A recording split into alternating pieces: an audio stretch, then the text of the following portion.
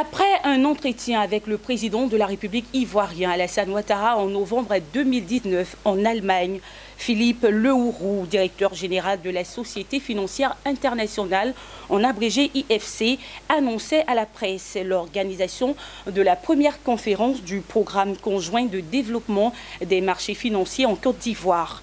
Chose promise et chose due, l'événement a ouvert ses portes ce lundi au Sofitel Hôtel Ivoire d'Abidjan autour du thème « Investir pour la croissance ». C'est une plateforme permettant au gouvernement et aux leaders d'industrie de discuter des principales tendances, des défis et opportunités sur les marchés des capitaux de l'UEMOA. Retour sur cet événement avec Daniel Kodjo et Richard Akiki.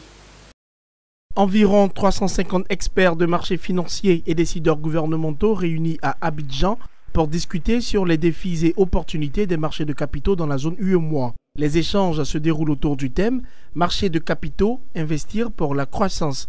En organisant les JCAP, la Banque mondiale et le Conseil régional de l'épargne publique et des marchés financiers CREPMF entendent mobiliser des investissements privés pour rendre le marché régional plus attrayant. Le 6 décembre 2018 à Dakar, le groupe de la Banque mondiale et le Conseil régional ont signé un protocole d'accord dénommé Joint Capital Market Programme, traduisant ainsi notre volonté commune d'accompagner le développement du marché financier régional en vue d'une meilleure contribution au financement des économies de l'UEMOA.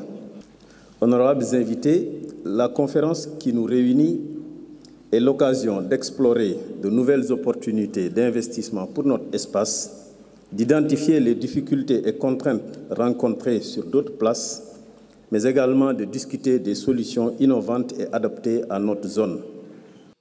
L'ouverture des JCAP a été rehaussée par la présence effective des autorités du gouvernement ivoirien. Pour le Premier ministre Amadou Gon Coulibaly, cette plateforme devrait permettre d'enregistrer des solutions innovantes et concrètes pour le développement de l'économie de la zone UEMOA. Cette conférence est le lieu de faire converger les réflexions sur les problématiques de croissance de nos économies à travers les outils de financement par le marché financier. C'est donc avec beaucoup d'attention et un grand intérêt que nous suivrons les travaux de cette conférence, dont nous attendons des propositions de solutions concrètes, consensuelles et innovantes pour le développement de notre système financier. Jusqu'au 11 février, panel, ateliers, rencontres B2B sont entre autres les activités des JCAP 2020 en Côte d'Ivoire. L'enjeu, peut-on le dire, est de taille. La première conférence du programme conjoint du développement des marchés financiers met l'accent à Abidjan sur 3 sous-thèmes.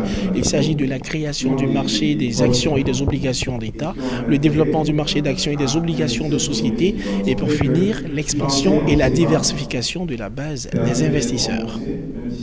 Les participants à cette rencontre d'échange sur les marchés des capitaux se sont réjouis de la tenue du JCAP. Certains parmi eux se sont exprimés sur les intérêts d'investissement. Suivons. Le financement des capitaux permet de développer notre continent en ce sens qu'il apporte des ressources en complément de ce que les banques peuvent faire. L'Afrique est en pleine croissance. Aujourd'hui, il y a différents segments pour lesquels l'Afrique a besoin de capitaux. Donc que ce soit la santé, l'éducation, l'électricité, l'eau, le logement. Donc aujourd'hui, il est primordial que tout un chacun investisse, donc que ce soit sur le marché local. La croissance, elle est tirée par l'investissement. L'investissement a besoin d'être soutenu. Il faut des capitaux. Quand on investit de manière rationnelle et qu'on investit sur des projets assez porteurs, sinon des projets porteurs de croissance, j'allais dire, on transforme l'économie.